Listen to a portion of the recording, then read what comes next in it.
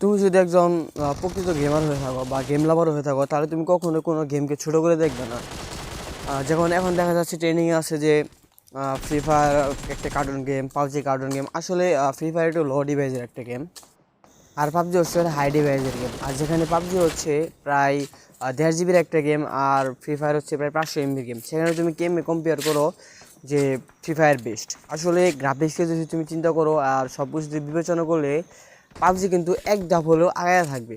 কেননা তুমি 2 জিবির ফোনে তুমি ফ্রি ফায়ার খেলতে পারবে, কিন্তু পাবজি খেলাটা একটু বেশি টাফ। ধরতে গেলে তুমি খেলতেই পারবে না, সব কিছু ভাবতে হবে, বিবেচনা করতে হবে। আর একজন প্রকৃত গেমার কখনোই কোনো গেমকে হেট করে না। তারা সব গেমই খেলে, সব গেমই একটা রিভিউ নেয়, একটা ফিল নেয়। যার ভালো লাগবে সে ফ্রি ফায়ার খেলবে, যার ভালো লাগবে সে পাবজি খেলবে। আর এখন যারা বলে যে free fire cartoon game, PUBG একটা কার্টুন গেম, মানে পাবজি অডিয়েন্স ফ্রি ফায়ারকে ঘৃণা করে, ফ্রি ফায়ার অডিয়েন্স পাবজিকে ঘৃণা করে, আসলে তারা কখনো গেমার না, আসলে তারা হলো ঘে। একমাত্র একজন ঘেই পারে এরকম কাজ করতে। আর কে কোন গেম খেলেন অবশ্যই কমেন্টে বলে যাবেন।